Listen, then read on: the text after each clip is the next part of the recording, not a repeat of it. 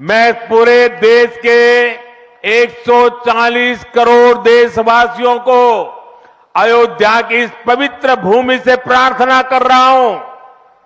अयोध्या की प्रभु राम की नगरी से प्रार्थना कर रहा हूं। मैं 140 करोड़ देशवासियों को हाथ जोड़ करके प्रार्थना कर रहा हूं कि आप 22 जनवरी को जब अयोध्या में प्रभु राम विराजमान हो, अपने घरों में भी श्री राम ज्योति जलाएं।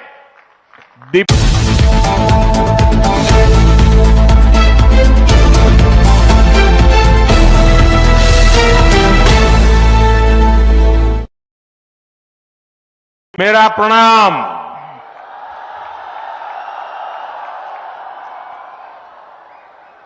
आज पूरी दुनिया उत्सुकता के साथ 22 जनवरी के ऐतिहासिक क्षण का इंतजार कर रही है। ऐसे में अयोध्या वासियों में ये उत्साह, ये उमंग बहुत स्वाभाविक है। भारत की मिट्टी के कण कण और भारत के जन जन का मैं पुजारी हूं और मैं भी आपकी तरह उतना ही उत्सुक हूं। हम सभी का ये उत्साह, ये उमंग थोड़ी देर पहले अयोध्या की सड़कों पर भी पूरी तरह नजर आ रहा था। ऐसा लगता था कि पूरी अयोध्या नगरी ही सड़क पर उतर आई हो। इस प्यार, इस आशीर्वाद के लिए मैं आप सभी का हृदय से आभार व्यक्त करता हूं। मेरे साथ बोलिए, सियावर रामचंद्र की, सियावर रामचंद्र की, सियावर रामचंद्र की। उत्तर प्रदेश की गवर्नर आनंदीबेन पटेल, यहां के लोकप्रिय मुख्यमंत्री योगी आदित्यनाथ जी, मंत्रिमंडल में मेरे सहयोगी ज्योतिरादित्य जी, अश्विनी वैष्णव जी, वीके सिंह जी, उत्तर प्रदेश के deputy CM Keshav Prasad Maurya ji, Brajesh Pathak ji, UP सरकार के अन्य मंत्रीगण, सभी सांसद और विधायकगण और विशाल संख्या में आए मेरे परिवारजनों, देश के इतिहास में 30 दिसंबर की यह तारीख बहुत ही ऐतिहासिक रही है। आज के ही दिन 1943 में नेताजी सुभाष चंद्र बोस ने अंडमान में झंडा फहराकर भारत की आजादी का जयघोष किया था। आजादी के आंदोलन से जुड़े ऐसे पावन दिवस पर आज हम आजादी के अमृत काल के संकल्प को आगे बढ़ा रहे हैं। आज विकसित भारत के निर्माण को गति देने के अभियान को अयोध्या नगरी से नई ऊर्जा मिल रही है। आज यहां 15,000 करोड़ रुपए से अधिक के विकास कार्यों का शिलान्यास और लोकार्पण हुआ है। इंफ्रास्ट्रक्चर से जुड़े ये काम आधुनिक अयोध्या को देश के नक्शे पर फिर से गौरव के साथ स्थापित करेंगे। कोरोना जैसी वैश्विक महामारी के बीच ये कार्य अयोध्या वासियों के अथक परिश्रम का परिणाम है। मैं सभी अयोध्या वासियों को इन परियोजनाओं के लिए अनेक अनेक बधाई देता हूं। मेरे परिवारजनों, दुनिया में कोई भी देश हो, अगर उसे विकास की नई ऊंचाई पर पहुंचना है तो उसे अपनी विरासत को संभालना ही होगा। हमारी विरासत हमें प्रेरणा देती है, हमें सही मार्ग दिखाती है।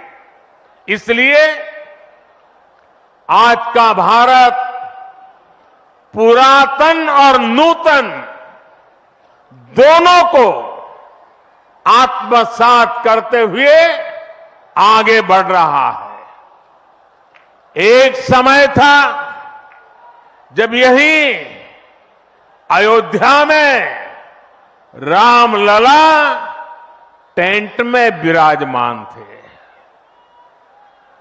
आज पक्का घर सिर्फ रामलला कोई नहीं, बल्कि पक्का घर देश के 4 करोड़ गरीबों को भी मिला है। आज भारत अपने तीर्थों को भी संवार रहा है, तो वहीं डिजिटल टेक्नोलॉजी की दुनिया में भी हमारा देश छाया हुआ है। आज भारत काशी विश्वनाथ धाम के पुनर्निर्माण के साथ ही देश में 30,000 से ज्यादा पंचायत भवन भी बनवा रहा है। आज देश में सिर्फ केदार धाम का पुनरुद्धार ही नहीं हुआ है, बल्कि 315 से ज्यादा नए मेडिकल कॉलेज भी बने हैं। आज देश में महाकाल महालोक का निर्माण ही नहीं हुआ है, बल्कि हर घर जल पहुंचाने के लिए पानी की 2 लाख से ज्यादा टंकियां भी बनवाई है। हम चांद, सूरज और समुद्र की गहराइयों के भी नाप रहे हैं, तो अपनी पौराणिक मूर्तियों को भी रिकॉर्ड संख्या में भारत वापस ला रहे हैं। आज के भारत का मिजाज यहां अयोध्या में स्पष्ट दिखता है। आज यहां प्रगति का उत्सव है, तो कुछ दिन बाद यहां परंपरा का उत्सव भी होगा। आज यहां विकास की भव्यता दिख रही है, तो कुछ दिनों बाद यहां विरासत की भव्यता और दिव्यता दिखने वाली है। यही तो भारत है। विकास और विरासत की यही साझा ताकत भारत को 21वीं सदी में सबसे आगे ले जाएगी। मेरे परिवारजनों, प्राचीन काल में अयोध्या नगरी कैसी थी, इसका वर्णन खुद महर्षि वाल्मीकि जी ने विस्तार से किया है। उन्होंने लिखा है, कोसलो नाम मुदितः स्फीतो जनपदो महान निविष्ट सरयू तीरे प्रभुत धन धान्यवान। अर्थात वाल्मीकि जी बताते हैं कि महान अयोध्यापुरी धन धान्य से परिपूर्ण थी, समृद्धि के शिखर पर थी और आनंद से भरी हुई थी। यानी अयोध्या में विज्ञान और वैराग्य तो था ही, उसका वैभव भी शिखर पर था। अयोध्या नगरी की उसी पुरातन पहचान को हमें आधुनिकता से जोड़कर वापस लाना है।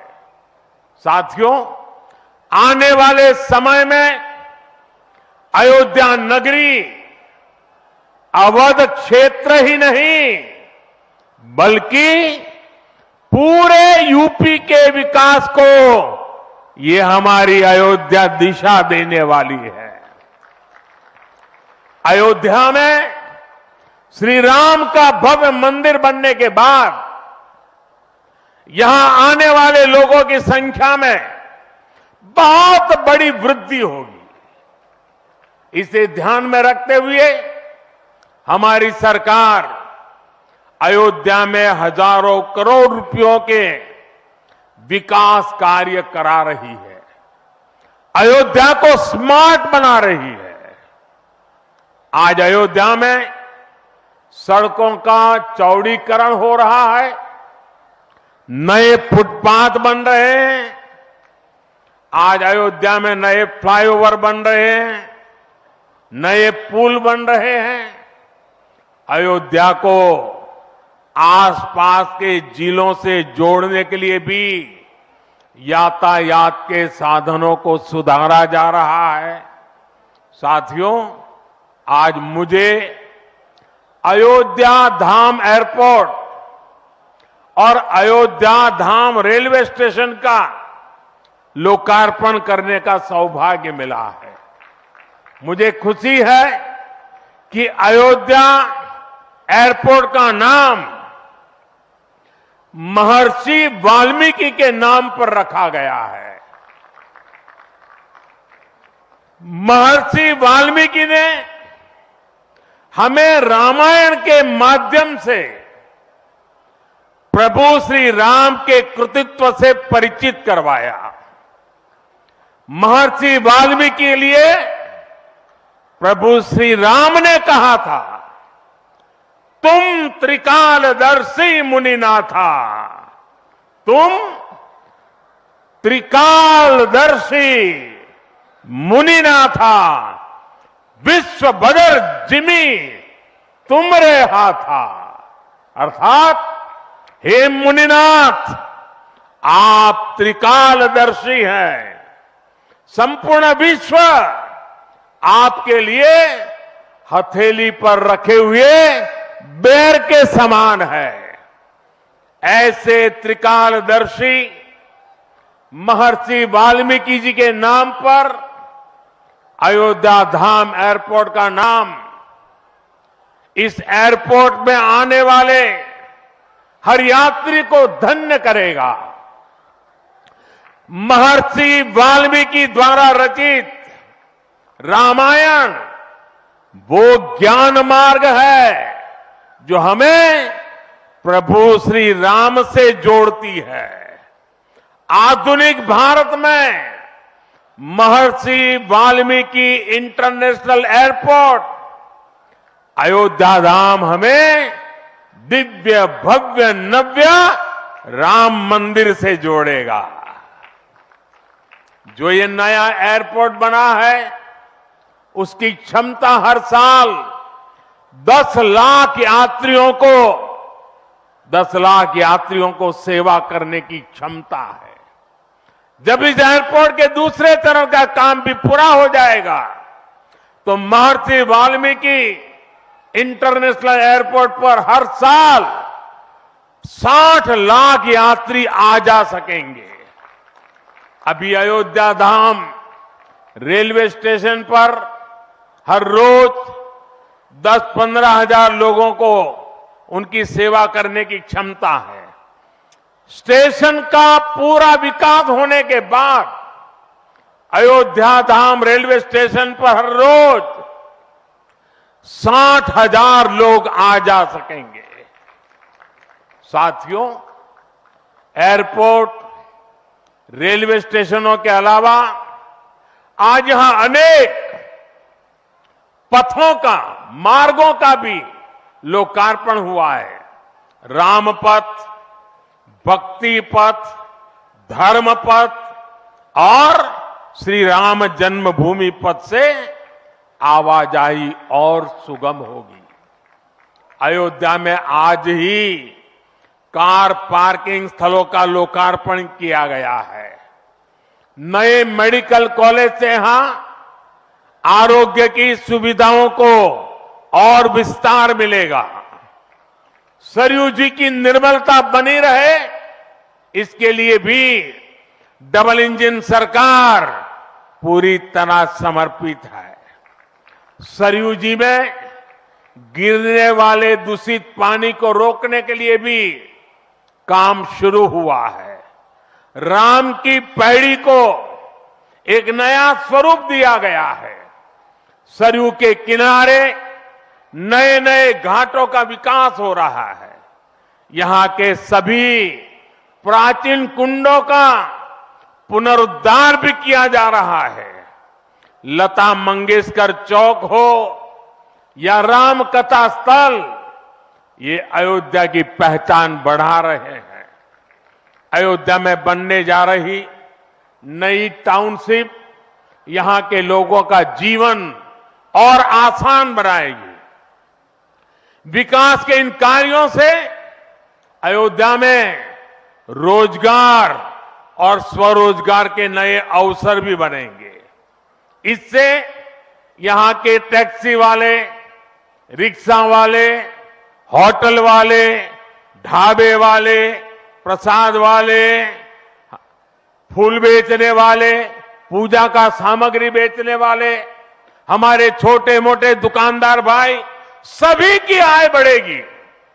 मेरे परिवारजनों, आज यहां आधुनिक रेलवे के निर्माण की तरफ एक और बड़ा कदम देश ने उठाया है। वंदे भारत और नमो भारत के बाद आज एक और आधुनिक ट्रेन देश को मिली है। इस नई ट्रेन सीरीज का नाम अमृत भारत ट्रेन रखा गया है। वंदे भारत, नमो भारत और अमृत भारत ट्रेनों की ये त्रिशक्ति भारतीय रेलवे का कायाकल्प करने जा रही है। इससे बड़ी खुशी की बात क्या हो सकती है कि पहली अमृत भारत ट्रेन अयोध्या से गुजर रही है। Delhi Darbhanga Amrit Bharat express train Delhi, UP, Bihar के लोगों की यात्रा को आधुनिक बनाएगी। इससे बिहार के लोगों के लिए भव्य राम मंदिर में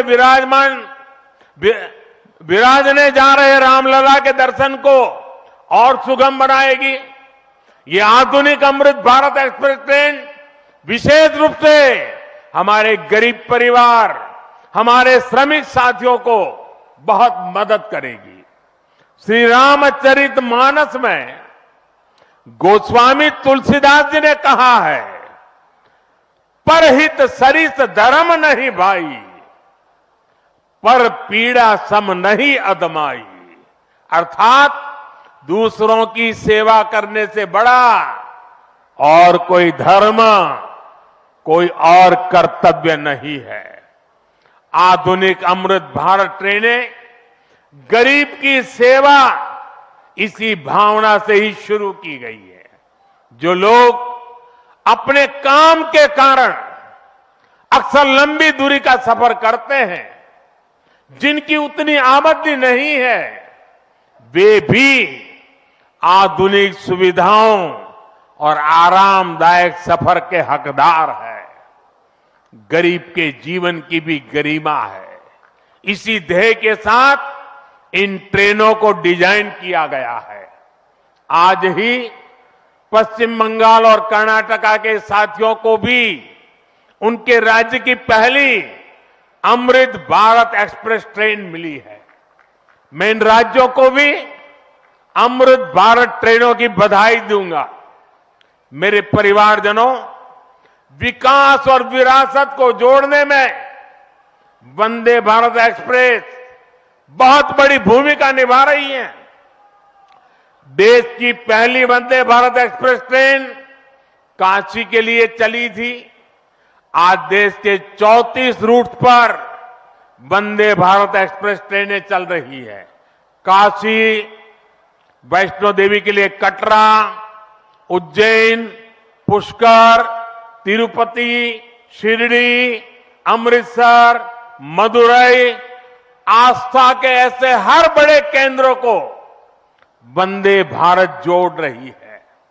इसी कड़ी में आज अयोध्या को भी वंदे भारत ट्रेन का उपहार मिला है। आज अयोध्या धाम जंक्शन, आनंद विहार वंदे भारत शुरू की गई है। इसके अलावा आज कटरा से दिल्ली, अमृतसर से दिल्ली, कोयम्बटूर बेंगलुरु, मंगलुरु मडगांव, जालना मुंबई, इन शहरों के बीच भी वंदे भारत की नई सेवाएं शुरू हुई है। वंदे भारत में गति भी है, वंदे भारत में आधुनिकता भी है और वंदे भारत में आत्मनिर्भर भारत का गर्व भी है। बहुत ही कम समय में वंदे भारत से 1.5 करोड़ से अधिक यात्री सफर कर चुके हैं। विशेष तौर पर युवा पीढ़ी को ये ट्रेन बहुत पसंद आ रही है। साथियों, हमारे देश में प्राचीन काल से ही तीर्थ यात्राओं का अपना महत्व रहा है, अपना गौरवशाली इतिहास रहा है। बद्री विशाल से सेतुबंध रामेश्वरम की यात्रा, गंगोत्री से गंगा सागर की यात्रा, द्वारकाधीश से जगन्नाथपुरी की यात्रा, द्वादश ज्योतिर्लिंग की यात्रा, 4 धामों की यात्रा, कैलाश मानसरोवर यात्रा, कांवड़ यात्रा, शक्ति पीठों की यात्रा, पंढरपुर यात्रा, आज भी भारत के कोने कोने में कोई न कोई यात्रा निकलती रहती है। लोग आस्था के साथ उनसे जुड़ते रहते हैं। तमिलनाडु में भी कई यात्राएं प्रसिद्ध हैं। शिवस्थल पाद यात्रिरई, मुरुगनंकु कावड़ी यात्रिरई, वैष्णव तिरुपति यात्रिरई, अस्मन तिरुत्तल यात्रिरई, केरला में सबरीमाला यात्रा हो, आंध्र तेलंगाना में मेदाराम में समक्का और सरक्का की यात्रा हो, नागोबा यात्रा, इनमें लाखों की संख्या में श्रद्धालु जुड़ते हैं। यहां बहुत कम लोगों को पता होगा कि केरला में भगवान राम और उनके भाइयों भरत, लक्ष्मण और शत्रुघ्न के धाम की भी यात्रा होती है। ये यात्रा नालंबम यात्रा के नाम से जानी जाती है। इसके अलावा देश में कितनी ही परिक्रमाएं भी जारी रही है। गोवर्धन परिक्रमा, पंचकोशी परिक्रमा, 84 कोसी परिक्रमा, ऐसी यात्राओं और परिक्रमाओं से हर भक्त का ईश्वर के प्रति जुड़ाव और मजबूत होता है। बौद्ध धर्म में भगवान बुद्ध से जुड़े स्थलों गया, लुम्बिनी, कपिलवस्तु, सारनाथ, कुशीनगर की यात्राएं होती हैं। राजगीर बिहार में बुद्ध अनुयायियों की परिक्रमा होती है। जैन धर्म में पावागढ़, समेत शिखर जी, पालीताना, कैलाश की यात्रा हो। सिखों के लिए पंच तख्त यात्रा और गुरुधाम यात्रा हो। अरुणाचल प्रदेश में नॉर्थ ईस्ट से परशुराम कुंड की विशाल यात्रा हो। इनमें शामिल होने के लिए श्रद्धालु पूरी आस्था के साथ जुड़ते हैं। देश भर में सदियों से हो रही इन यात्राओं के लिए वैसा ही समुचित इंतजाम भी किए जाते हैं। अब अयोध्या में हो रहे ये निर्माण कार्य यहां आने वाले हर राम भक्त के लिए अयोध्या धाम की यात्रा को, भगवान के दर्शन को और आसान बनाएंगे। साथियों, ये ऐतिहासिक क्षण बहुत भाग्य से हम सभी के जीवन में आया है। हमें देश के लिए नव संकल्प लेना है, खुद को नई ऊर्जा से भरना है। इसके लिए 22 जनवरी को आप सभी अपने घरों में, मैं पूरे देश के 140 करोड़ देशवासियों को अयोध्या की इस पवित्र भूमि से प्रार्थना कर रहा हूं, अयोध्या की प्रभु राम की नगरी से प्रार्थना कर रहा हूं। मैं 140 करोड़ देशवासियों को हाथ जोड़ करके प्रार्थना कर रहा हूं कि आप 22 जनवरी को जब अयोध्या में प्रभु राम विराजमान हो, अपने घरों में भी श्री राम ज्योति जलाएं, दीपावली मनाएं। 22 जनवरी की शाम पूरे हिंदुस्तान में जगमग जगमग होनी चाहिए। लेकिन साथ ही मेरे सभी देशवासियों से एक करबद्ध प्रार्थना और भी है। हर किसी की इच्छा है कि 22 जनवरी को होने वाले आयोजन का साक्षी बनने के लिए वो स्वयं अयोध्या आए। लेकिन आप भी जानते हैं कि हर किसी का आना संभव नहीं है। अयोध्या में सबका पहुंचना बहुत मुश्किल है और इसलिए सभी राम भक्तों को, देश भर के राम भक्तों को, उत्तर प्रदेश के विशेष करके राम भक्तों को मेरा हाथ जोड़ करके प्रणाम के साथ प्रार्थना है, मेरा आग्रह है कि 22 जनवरी को एक बार विधि पूर्वक कार्यक्रम हो जाने के बाद 23 तारीख के बाद अपनी सुविधा के अनुसार वो अयोध्या आए। अयोध्या आने का मन 22 तारीख को न बनाए। प्रभु राम जी को तकलीफ हो ऐसा हम भक्त कभी कर नहीं सकते हैं। प्रभु राम जी पधार रहे हैं तो हम भी कुछ दिन इंतजार करें। 550 साल इंतजार किया है, कुछ दिन और इंतजार कीजिए। और इसलिए सुरक्षा के लिहाज से, व्यवस्था के लिहाज से मेरी आप सबसे बार बार प्रार्थना है कि कृपा करके, क्योंकि आप प्रभु राम के दर्शन, अयोध्या का नव्य भव्य दिव्य मंदिर आने वाली सदियों तक दर्शन के लिए उपलब्ध है।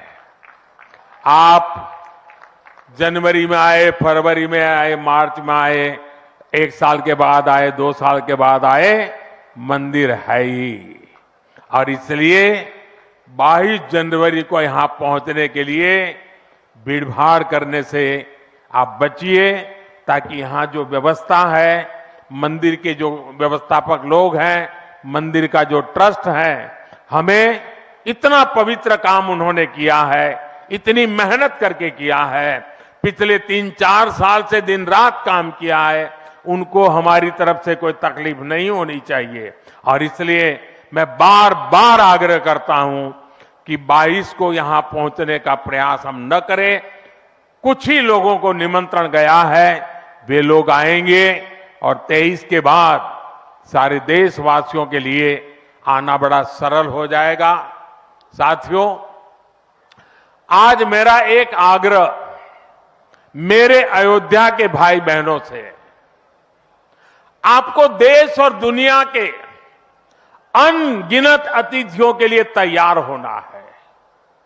अब देश दुनिया के लोग लगातार हर रोज अयोध्या आते रहेंगे। लाखों की तादाद में लोग आने वाले हैं। अपनी अपनी सुविधा से आएंगे। कोई 1 साल में आएगा, 2 साल में आएगा, 10 साल में आएगा, लेकिन लाखों लोग आएंगे। और ये सिलसिला अब अनंत काल तक चलेगा, अनंत काल तक चलेगा। इसलिए अयोध्या वासियों को, आपको भी एक संकल्प लेना है, और ये संकल्प है अयोध्या नगर को भारत का सबसे स्वच्छ शहर बनाने का। ये स्वच्छ अयोध्या, ये अयोध्या वासियों की जिम्मेदारी है, और इसके लिए हमें मिलकर हर कदम उठाना है। मैं आज देश के सभी तीर्थ क्षेत्रों और मंदिरों से अपना आग्रह दोहराऊंगा।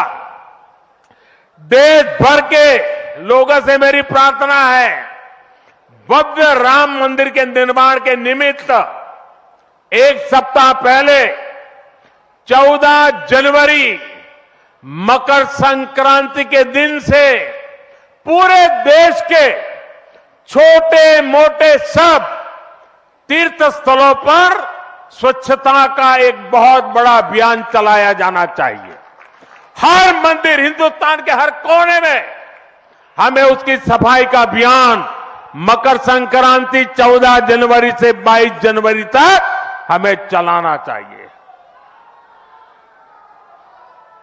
प्रभु राम पूरे देश के हैं, और प्रभु राम जी जब आ रहे हैं तो हमारा एक भी मंदिर, हमारा एक भी तीर्थ क्षेत्र उसका और उसके परिसर के इलाके का अस्वच्छ नहीं होना चाहिए, गंदगी नहीं होना चाहिए। साथियों, अब से कुछ देर पहले मुझे अयोध्या नगरी में ही एक और सौभाग्य प्राप्त हुआ है। आज मुझे खुशी है ये बताते हुए कि उज्ज्वला गैस कनेक्शन की 10 करोड़वीं लाभार्थी बहन के घर मुझे जाकर के चाय पीने का मौका मिला। जब 1 मई 2016 को हमने यूपी के बलिया से उज्ज्वला योजना शुरू की थी, तो कोई कल्पना भी नहीं कर सकता था कि ये योजना सफलता की इस ऊंचाई पर पहुंचेगी। इस योजना ने करोड़ों परिवारों का, करोड़ों माताओं बहनों का जीवन हमेशा के लिए बदल दिया है। उन्हें लकड़ी के धुएं से मुक्ति दिलाई है। साथियों, हमारे देश में गैस कनेक्शन देने का काम 60-70 साल पहले शुरू किया गया था, 6-7 दशक पहले। लेकिन 2014 तक हालत ये थी कि 50-55 साल में सिर्फ 14 करोड़ गैस कनेक्शन ही दिए जा चुके थे, यानी 5 दशक में 14 करोड़, जबकि हमारी सरकार ने 1 दशक में 18 करोड़ नए गैस कनेक्शन दिए हैं। और इस 18 करोड़ में 10 करोड़ गैस कनेक्शन मुफ्त में दिए गए हैं, उज्ज्वला योजना के तहत दिए गए हैं। जब गरीब की सेवा की भावना हो, जब नीयत नेक हो, तो इसी तरह से काम होता है, इसी तरह के नतीजे मिलते हैं। आजकल कुछ लोग मुझसे पूछते हैं कि मोदी की गारंटी में इतनी ताकत क्यों है? मोदी की गारंटी में इतनी ताकत इसलिए है क्योंकि मोदी जो कहता है वो करने के लिए जीवन खपा देता है। मोदी की गारंटी पर आज देश को इसलिए भरोसा है क्योंकि मोदी जो गारंटी देता है उसे पूरा करने के लिए दिन रात एक कर देता है। ये अयोध्या नगरी भी तो इसकी साक्षी है। और मैं आज अयोध्या के लोगों को फिर से विश्वास दूंगा कि इस पवित्र धाम के विकास में हम कोई कोर कसर बाकी नहीं छोड़ेंगे। श्री राम हम सभी पर आशीर्वाद रखें, इसी कामना के साथ अपनी वाणी को विराम देता हूं। प्रभु श्री राम के चरणों में प्रणाम करता हूं और आप सबको विकास कार्यों की बधाई देता हूं। मेरे साथ बोलिए, सियावर रामचंद्र की, सियावर रामचंद्र की, सियावर रामचंद्र की। भारत माता की, भारत माता की, भारत माता की। बहुत बहुत धन्यवाद।